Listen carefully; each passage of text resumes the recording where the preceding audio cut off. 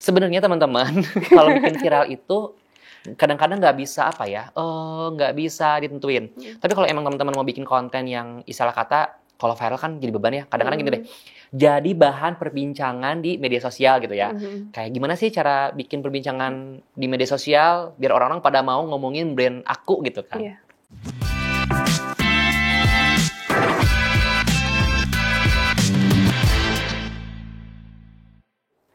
Sobat VC, hari ini kita kedatangan salah satu narasumber yang akan bahas dari akar mengenai pemanfaatan media sosial untuk mengembangkan bisnis. Apakah media sosial dari bisnis Sobat VC sudah benar cara kelolanya? Yuk kita cari tahu bersama narasumber kali ini yang mewakili Karya Digital Madani. Buat yang belum tahu, Karya Digital Madani merupakan perusahaan yang terafiliasi dengan PNM Venture Capital dan Kreasi Karya Bangsa atau biasa disebut juga United Creative. Nah, ada Kak Heva Muhammad Azhar di sini. Halo Kak Heva, apa kabar? Halo Yohan, baik. Yohan apa kabar? Baik juga, alhamdulillah Kak. Terima kasih Kakak udah hadir di sini. Sama-sama. Kita senang banget nih ada Kak Heva di sini. Oke. Kak Heva, aku mau nanya-nanya lebih lanjut nih mungkin sebelum kita masuk ke topik kita hari ini. Kak Heva tuh sekarang tuh bekerja sebagai apa sih Kak? Aku tuh bekerja sebagai digital general manager. Mungkin sekarang udah pindah juga ke community marketing general manager di United Creative gitu. Oke, keren banget. Nah, aku mau tahu dong Kak, kayak perjalanan karir Kakak sampai sekarang tuh kayak gimana sih dari mungkin Kakak awalnya awal banget nih bekerja nih sebagai apa gitu? Dari lulus nih. Boleh. Dari lulus ya. Jadi kalau dari lulus itu aku setelah lulus kuliah aku kerja di radio. Di radio aku sebagai produser sama scriptwriter di situ gitu. Okay. Tapi bentar doang, cuman 3 bulan ya. Karena masih baru ya, fresh graduate. Terus kerja di TV dari kreatif. Kemudian jadi associate producer waktu itu. Kemudian pindah bidang tapi masih beririsan ya. Pindahnya ke digital agency gitu, digital advertising lah ya. Tapi ya agency juga gitu. Terus di situ jadi senior content specialist dan juga social media officer karena kan pindah bidang yang ternyata di bidang TV sekarang pindah ke advertising digital pula gitu. Apalagi waktu itu pas saat itu tahun berapa ya? Tahun 2018 emang lagi naik daun juga itu media sosial. Sampai akhirnya pindah ke United Creative. Ditawarin jadi creative head itu, terus jadi GM kreatif sampai akhirnya fokus ke digital marketing, terus sekarang ke community marketing. Ke community marketing masih belajar ya teman-teman. Wah, berarti kayak benar-benar hampir semua bisa dibilang semua aspek digital marketing Kakak udah hampir ngerasain semua ya Kak ya? Kalau digital marketing, kalau kreatif di bidang macam-macam mungkin udah ngerasain semua ya. Kayak misalnya aku TV udah nyobain, radio udah nyobain. Mungkin kalau event juga aku pernah ngerjain lah ya pada side job tuh. Zaman-zaman kuliah dan juga kerja di TV gitu. Terus ya sekarang ini kayak media sosial ya, kemudian juga atau digital lebih besarnya. Jadi kayak masih belajar lah.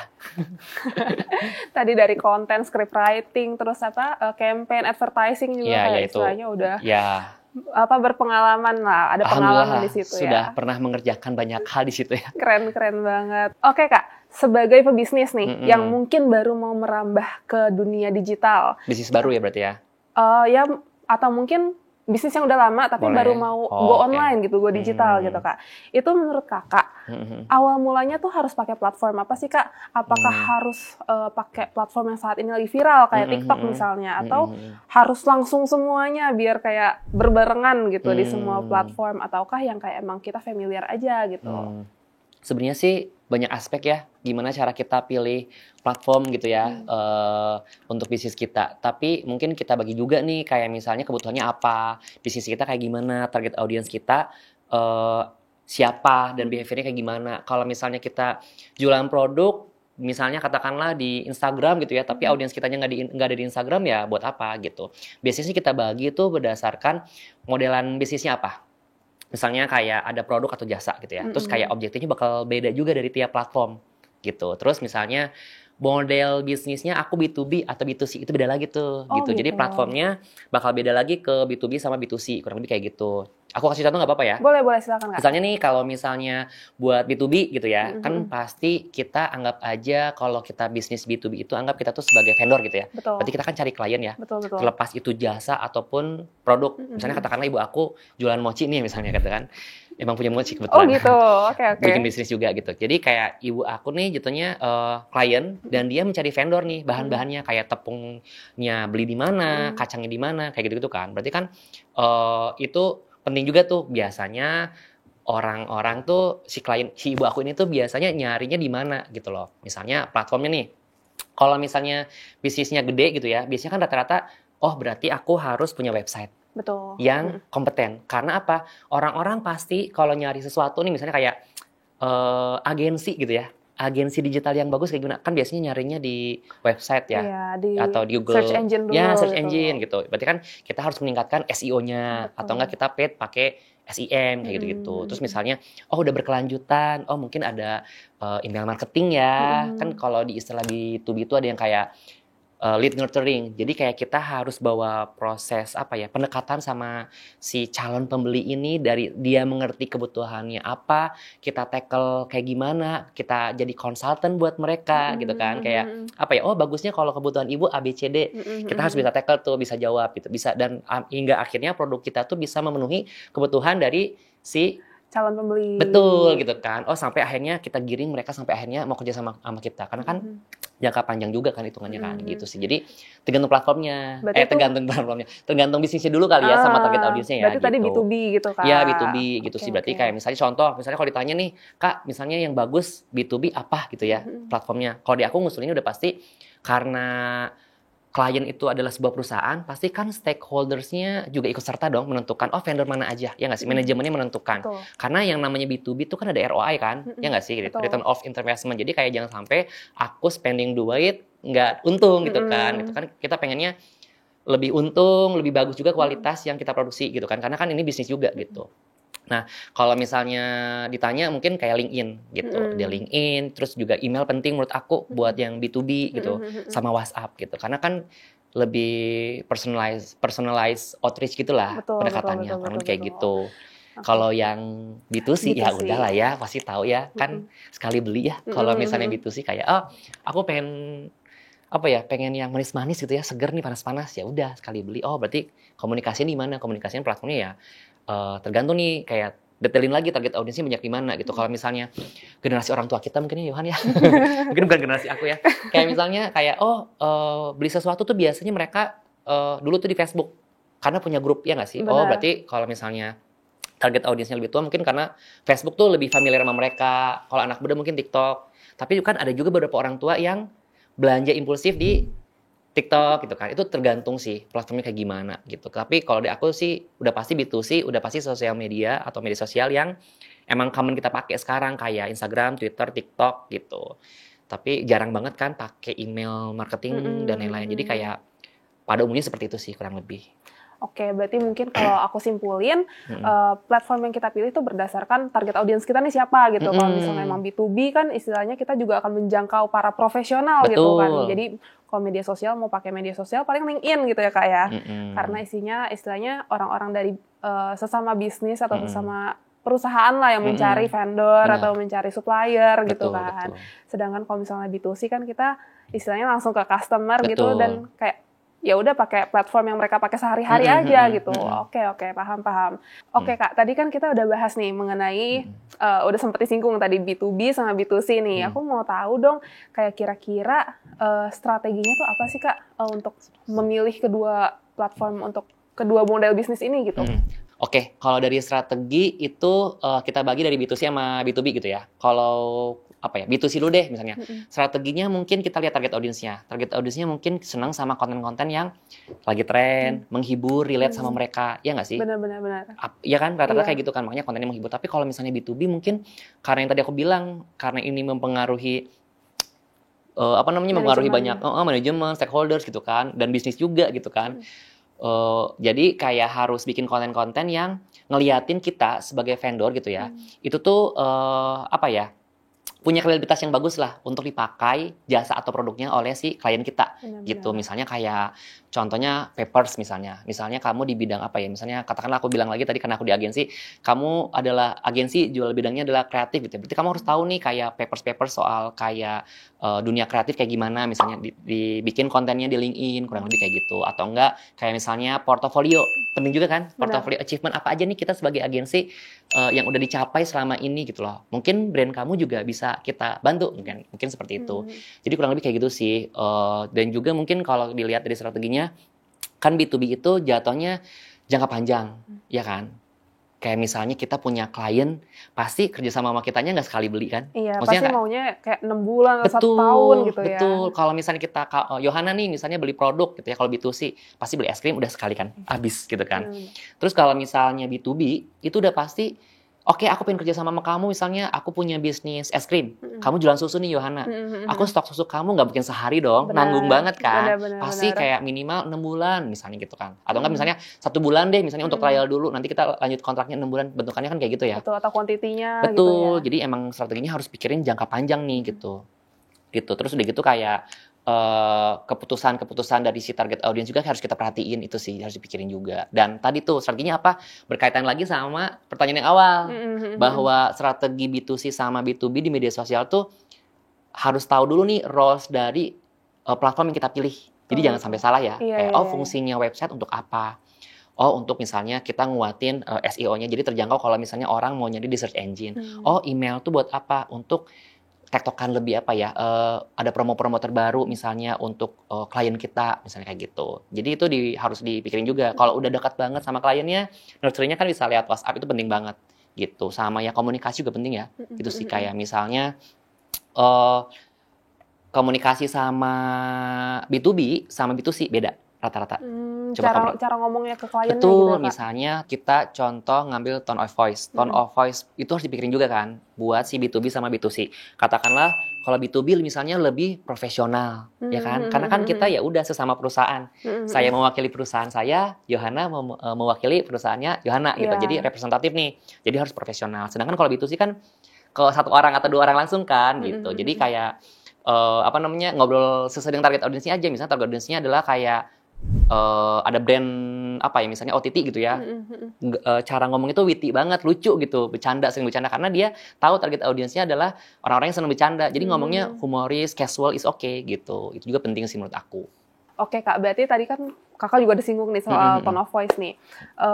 Berarti tone of voice itu kan cara kita mengkomunikasikan pesan-pesan dari perusahaan atau pesan-pesan dari istilahnya brand atau produk yang kita jual gitu kan. Gaya brand lah ya. Gaya komunikasinya. Ya betul, bisa gitu ya. kayak gitu. Nah itu gimana sih Kak cara nentuinnya? Cara nentuinnya macam-macam sih, kita breakdown ya. Kamu harus tahu dulu brand kamu tuh kayak gimana. Sama harus tahu target audience kita kayak gimana. Misalnya nih kalau misalnya dari brand, kita cek dulu nih brand value-nya apa, itu paling penting. Kan pasti kalau yang namanya brand punya prinsip atau nilai yang dipegang. Betul. Misalnya kayak, aku brandnya berprinsip tidak ada kekejaman terhadap hewan. Misalnya makanan vegan gitu kan. Kayak, aku makanan halal.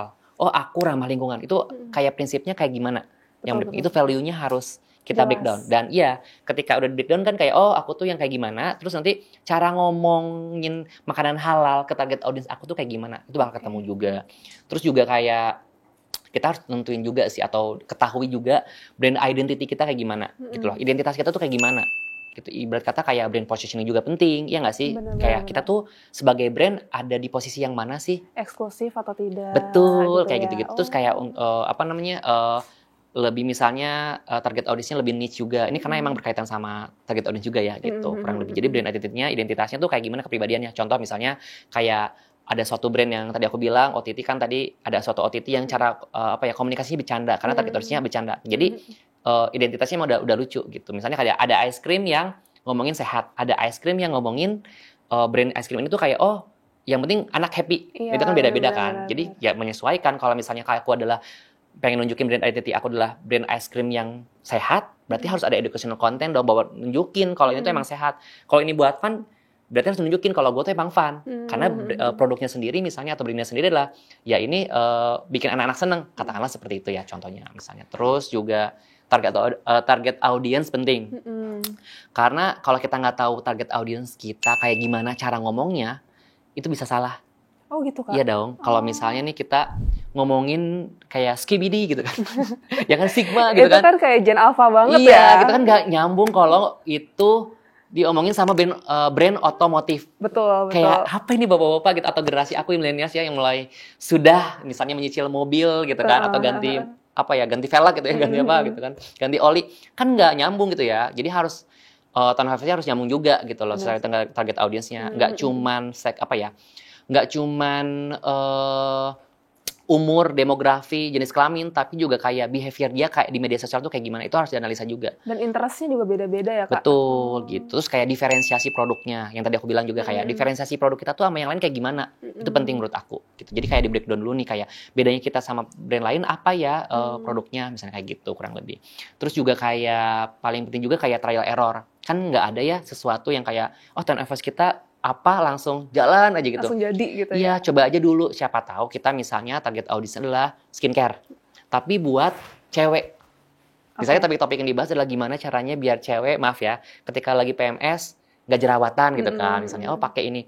Tapi lama-lama ternyata target audiens kita berkembang. Produk kita tuh cocok buat cowok misalnya.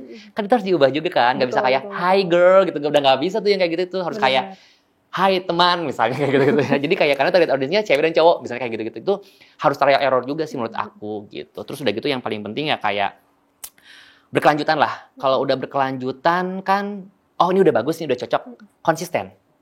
Aku sih ngusulnya kalau kalian udah punya tone of voice dan lain-lain gitu ya itu kan tone of voice juga harus ada di dalam brand guideline gitu loh. Brand guideline kan macam-macam ya, ada visual guideline. Jadi ngomongin brand guideline. Iya, nggak apa-apa. Macam-macam lah brand guideline gitu ya. Kalau misalnya turunannya buat di ATL, TTL sama BTL kayak gimana, itu tuh kan guideline. Nah, itu tuh tone of voice tuh salah satu bagian penting lah di dalam brand guideline itu. Gitu sih. Betul. Jadi itu sih kalau dari aku, tone of voice itu cara milihnya, di breakdown dulu. Berarti kalau misalnya aku simpulin lagi nih Kak, jadi kalau misalnya nyari tone of voice itu kita harus tahu nih, kenalin dulu diri kita atau sebagai perusahaan itu tuh apa gitu. Betul, kita identitasnya, value-nya. Gitu. Setelah kita udah tahu diri kita identifikasi targetnya kita tuh siapa gitu ya. Betul. Baru habis kalau misalnya udah kita tahu nih dua-duanya yang mau menyampaikan dan yang akan disampaikan, kita coba-coba trial error gitu ya. Analogi itu kayak gini loh Yohan, kalau misalnya kamu deketin cewek gitu ya, kayak kan kamu kenalin dulu nggak sih, kayak aku tuh kayak gimana ya personanya yang sebenarnya gitu. Tapi kan aku juga aku harus jadi diri sendiri. Berarti harus mengenali diri sendiri, iya nggak sih? Iya. Langkah selanjutnya adalah kenalin ceweknya gitu loh, atau pasangan kita gitu kan. Misalnya cocoknya di treat seperti apa? Iya, Kan nggak selamanya aku nggak act of service misalnya mau deketin Yohan. Tapi kan lama Yohan love language-nya act of service. Jadi kan aku pelan-pelan menyesuaikan atau gimana gitu. Adaptif dan akhirnya kita mempertahankan itu continuity. Betul. Ini analogi ya teman-teman. Biar kebayang. Analogi yang mudah dimengerti gitu. Oke Kak, tadi kita udah bahas tentang kayak masalah pendekatan, brand identity segala macam. Nah, tapi kan namanya di media sosial itu kan pasti ya kita tuh pengennya booming gitu, berkembang gitu. Nah, gimana sih caranya? Ini pasti nanya viral ya. Udah tahu nih Kak Heva. Ini kayak pertanyaan banyak orang, gimana caranya biar konten aku viral? Tapi nggak cuma viral Kak, tapi harus tetap kan mempertahankan personality kita gitu. Iya, kan tadi udah ada brand guidelines-nya. Itu gimana sih Kak? Jadi gimana? Tadi pertanyaan berarti kayak gimana caranya biar jadi viral kan secara langsung ya? Gitu. Tapi kayak tetap mempertahankan si brand guidelines kita. Identitas kita. Brand identity kita gitu ya. Identitas kita sebagai brand. Sebenarnya teman-teman, kalau bikin viral itu kadang-kadang nggak bisa ditentuin. Tapi kalau emang teman-teman mau bikin konten yang istilah kata, kalau viral kan jadi beban ya. Kadang-kadang gini deh, jadi bahan perbincangan di media sosial gitu ya. Kayak gimana sih cara bikin perbincangan di media sosial biar orang-orang pada mau ngomongin brand aku gitu kan. Itu biasanya bikin campaign gitu. Kalau anak-anak sekarang kan kayak S3 marketing. Ya mungkin salah satu cara nge-tweak orang biar noleh gitu ya, atau menggiring opini orang untuk ikutan untuk ikutan si conversation tersebut ya bisa aja gitu. Emang ada step by stepnya gitu. Jadi kalau menurut aku paling gampang mungkin ya bikin campaign kalau misalnya emang mau dibicarakan sama banyak orang. Terus kayak bikin campaignnya kayak gimana?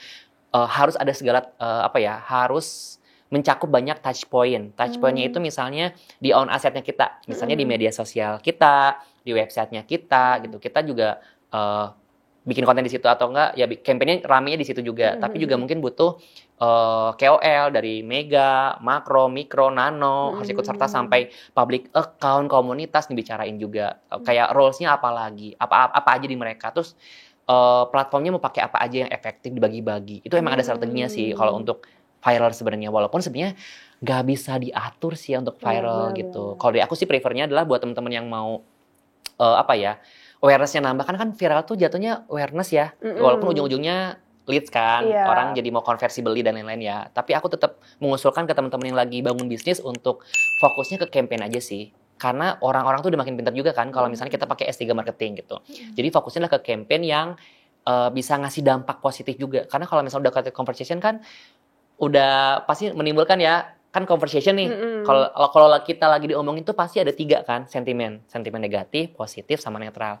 Syukur-syukur kalau misalnya positif gitu atau minimal netral. Kalau udah negatifnya banyak kan kayak jadinya dampaknya jelek juga buat kita ya. Jadi susah balikin lagi ya Kak. Iya, jadi harus hati-hati sih kalau dari aku. Jadi kalau dari aku sih prefer ya siapkan campaign yang bagus dan berdampak bagus sih. Jadi gitu. Jangan asal ikut-ikutan tren terus tapi malah kayak giring opini negatif gitu ya ke brand kita ya, nggak semua tren bagus kan, iya nggak sih gitu. Kalaupun misalnya mau tap in ke tren silakan gitu, tapi kan jatuhnya lama-lama kita jadi kayak followers nggak sih gitu. Itu sih harus siapin juga. Betul sih. Oke Kak, terus tadi kan udah nih kita udah bikin campaign yang istilahnya bisa lah kita bilang campaign ya, yang viral gitu kan lewat KOL ataupun mungkin lewat konten-konten yang emang disusun secara strategis gitu. Nah, kalau misalnya kita mau tahu nih Kak, apakah media sosial kita tuh berhasil atau enggak, itu kan kalau misalnya aku lihat dari Instagram atau Facebook, itu kan mereka udah punya tools atau analytics-nya sendiri, kayak misalnya di Instagram ada insights gitu kan, kita bisa ngelihat impression, reach, segala macam. Nah, tapi menurut Kakak perlu nggak sih kita pakai tools tambahan, alat-alat tambahan gitu untuk tahu kayak misalnya campaign kita berhasil atau enggak, terus tadi sentimen yang kita dapat itu positif, negatif, atau netral gitu, itu perlu nggak sih Kak tambahan-tambahan kayak gitu? Tools ya jatuhnya ya, butuh atau enggak ya? Nah, kalau kata aku sebelum ke tools, bikin dulu kalian media sosialnya bagus menurut aku, secara performance menurut aku ya gitu, dan hubungan sama audience atau target audience kita bagus juga. Itu sih yang paling penting. Baru nanti itu kan sebenarnya tools itu buat bahan evaluasi ya. Tergantung juga sama bisnisnya gitu. Kayak bisnisnya udah sampai mana nih. Kalau misalnya masih newbie kayaknya data bawaan dari tiap platform cukup deh menurut aku. Tapi kalau misalnya bisnisnya udah bagus, kayak udah mulai senggol kompetitor. Bukan senggol tuh kayak menyerang bukan ya. Jadi kayak bukan tapi kayak wah berkompetisi secara sehat lah ya. Misalnya kompetitor nih si brand A bikin campaign kayak gini, kok kenapa campaign gue nggak bagus ya, misalnya kayak gitu. Itu kan harus ada komparasi kan. Itu nggak apa-apa pakai social data analytics gitu ya gitu. Dan itu juga tergantung sama objektifnya. Misalnya nih kan sosial media tools itu kan banyak banget jenisnya gitu kan, untuk data ya, untuk tarik data gitu. Itu tergantung objektifnya. Kalau teman-teman butuh untuk kayak nyari insight soal yang berbau objektifnya adalah awareness gitu ya. Awareness kan metrisnya apa aja sih, kayak reach, impression gitu ya. Itu bisa pakai social data analytics tools gitu loh. Kalau misalnya aku pengen lihat kayak brand aku tuh di masyarakat kayak gimana sih gitu kan sentimennya gitu kan, dan apa aja yang misalnya jadi jelek misalnya si brand aku atau produk aku. Ya, itu bisa ngomongin apa tentang ya itu kan conversation yang tadi aku bilang. Conversation ya terjadi di media sosial itu butuh social listening tools, karena kan yang bakal kita tarik tuh datanya kayak gimana, sentimennya apa aja kan. Bahkan kita bisa masukin keyword juga kalau misalnya kata-kata yang satu kata atau frasa ya jadi keyword itu yang sentimen negatif itu kemana, kita bisa tentuin tuh. Karena kan kalau misalnya rumah sakit nih yang ngomongin Yohan, kayak misalnya social listening tools, kayak kalau rumah sakit kata sakit itu kan positif, tapi kan buat yang lain enggak kayak gitu. Itu social listening tools. Jadi kemana-mana nih. Jadi kalau misalnya ditanya butuh atau enggak, lihat dulu bisnisnya teman-teman. Kalau bisnis teman-teman itu masih kecil, menurut aku insight-nya cukup dari platform aja. Tapi kalau misalnya udah berkembang dan pengen kayak udah punya kompetitor gitu ya, pengen naikin lagi bisnisnya, pengen lagi naikin campaign selanjutnya kayak gimana, boleh kok. Sesuai dengan objektif tadi sih gitu. Tergantung. Jadi mungkin kalau misalnya emang bisnisnya tuh masih baru atau mungkin masih baru merambah ke dunia online gitu ya, mungkin pelan-pelan dulu kita perbaikin dulu istilahnya tampilan kita, konten-kontennya sama menjangkau community dengan baik gitu ya Kak ya. Baru kita bisa pakai additional tambahan-tambahan tools yang lain gitu ya Kak ya. Tergantung objektifnya juga ya. Oke, Dan bisnisnya. paham. Oke Kak Heva, thank you banget nih. Tadi kita udah banyak-banyak ngobrol. Tapi ada satu lagi nih Kak terakhir. Kakak punya nggak kira-kira tips atau pesan-pesan yang mau disampaikan untuk para pelaku bisnis yang mungkin mau belajar nih jadi go digital gitu bisnisnya? Silakan Kak. Buat teman-teman pelaku bisnis atau usaha yang lagi belajar atau sudah menggunakan berbagai platform digital gitu ya untuk ngembangin bisnisnya, aku pesannya palingan kayak banyakin aja belajar karena yang namanya digital itu banyak perubahan. Banyak banget kayak media sosial. Entah itu ada fitur yang baru, algoritmanya baru, behavior dari target audiensnya berbeda terus gitu kan dari hari ke hari gitu. Itu harus dipelajarin terus sih karena kalau misalnya belajarnya cuman kayak saat ini aja, kemudian nggak nganalisa lagi, itu kayak bakal ketinggalan banget sih fungsinya kayak gimana. Terus juga kayak media sosial itu kan selalu berkembang ya. Hari ini Facebook naik, besok turun. Instagram naik, turun kalah sama TikTok. Mungkin nanti ke depannya beberapa tahun lagi akan ada platform yang baru gitu loh. Gitu sih kalau dari aku. Jadi jangan pernah berhenti belajar gitu. Dan kalau misalnya teman-teman sebagai pelaku usaha kewalahan dalam menangani media sosialnya, aku prefer sih entah itu bikin tim ataupun minta tolong ke agensi. Salah satunya Genetik Kreatif. Boleh promosi tipis-tipis. Gitu sih. Jadi kayak terus belajar. Oke. Karena banyak banget perkembangannya. Siap. Gitu sih. Thank you banget Kak Heva. Sama-sama. Oke Sobat VC, itulah tadi ilmu yang sangat luar biasa dari Kak Heva. Bisa disimpulkan bahwa media sosial itu penting banget ya buat bisnis untuk ningkatin awareness sampai ke penjualan. Nah, untuk sukses secara digital, bisnis itu perlu punya strategi yang tepat, pilih platform yang sesuai, dan menyesuaikan pendekatan mereka ke audiens. Dengan begitu, bisnis itu akhirnya bisa bangun brand yang kuat, terhubung langsung sama konsumen, dan akhirnya mencapai hasil yang diinginkan. Tapi ingat juga tadi kata Kak Heva, kita tuh harus bisa beradaptasi dengan tren-tren dan perubahan yang ada gitu ya Kak, sambil tetap mempertahankan brand identity kita biar nggak kehilangan identitas gitu ya Kak ya. Oke, Sobat VC, semoga pembahasan kita hari ini bisa memberikan gambaran bagaimana pengelolaan media sosial yang tepat untuk sebuah bisnis. Dan untuk Sobat VC yang ingin mengembangkan media sosial bisnisnya, kamu bisa mulai merencanakan bisnis-bisnis potensial di era mendatang dengan memanfaatkan program pengelolaan media sosial yang dikelola langsung oleh afiliasi PNM Venture Capital seperti Karya Digital Madani dan United Creative. Kamu juga bisa mendapatkan banyak benefit, salah satunya adalah advice dari ahlinya dan kerjasama yang saling menguntungkan. Jangan lupa untuk subscribe channel ini dan share ke Sobat VC lainnya. Terima kasih.